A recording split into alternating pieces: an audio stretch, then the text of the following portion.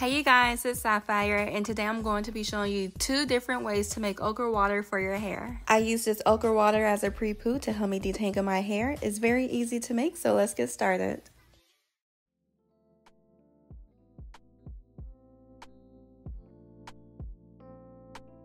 Okay, this is my okra. I'm using about 10 for this recipe.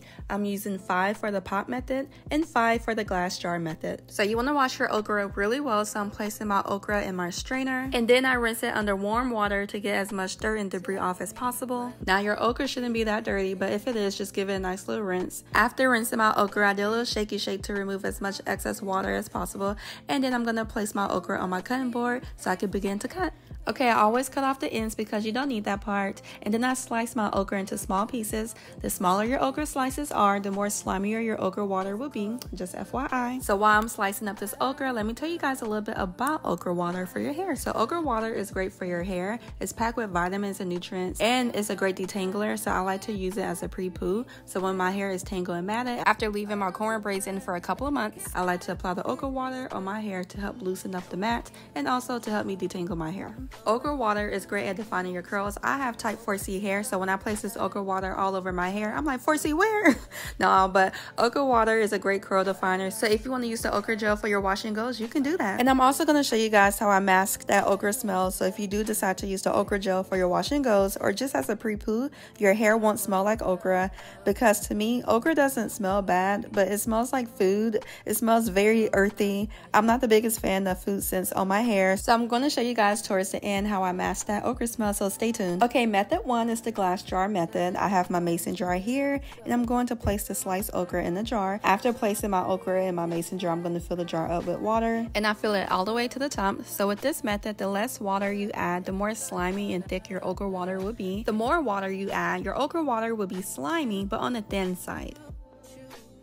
Okay, after pouring the water in, I'm going to place my lid on and secure it tightly. And I'm going to turn my mason jar upside down just to mix everything together. I do this a few times, and then I'm going to place my mason jar in the fridge. And I did leave my okra water in the fridge for 72 hours, and this is how my okra water looked after 3 days. As you can see, the color of my okra water has changed. The texture is more syrupy-like, and it's ready to be strained and used. Now, a lot of people do drink okra water. It has many great health benefits, especially for pregnant women.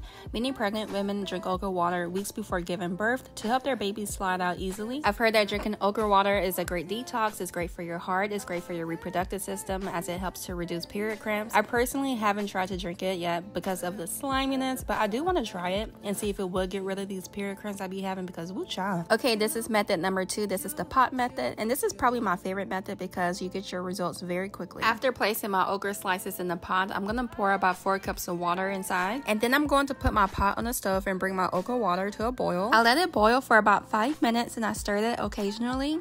You want to keep an eye on it so you don't burn it. I've actually burnt my okra water before, and this is how it looked burnt. It was this brown color instead of the clear or cream color that it's supposed to be. When you burn it, you can lose the nutrients, and we don't want that. So after 5 minutes, I turned off the heat, and I let it sit on the stove for 10 minutes. The longer I let it sit on the stove, the slimier and thicker the okra water became. Okay, now it's time for me to strain it, and I'm using this tea strainer to do so. You want to carefully pour the okra into your strainer, and I say carefully because this stuff is so slippery and it pours out really fast. So carefully pour the okra water in the strainer. And then I take a spatula to press down on the okra to make sure I get all of my okra water. I want every single ounce.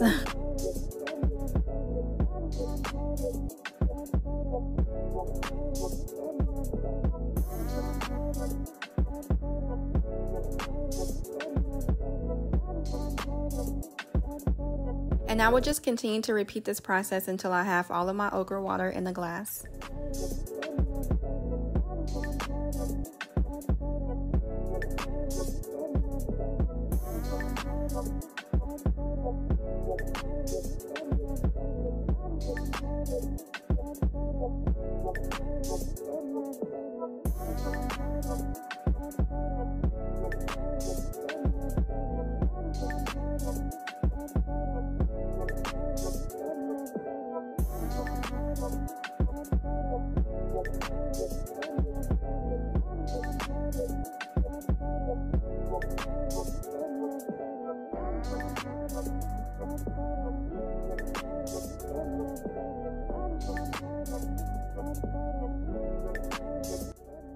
Okay, after straining the okra, this is all the okra water that I was able to get. And now I'm going to take my okra water and pour it into this funnel measuring cup. And I like this funnel measuring cup because it makes it easy for me to pour my okra water in my hair oil bottle. Now I'm going to add about 5 to 7 drops of lemongrass essential oil into my hair oil bottle.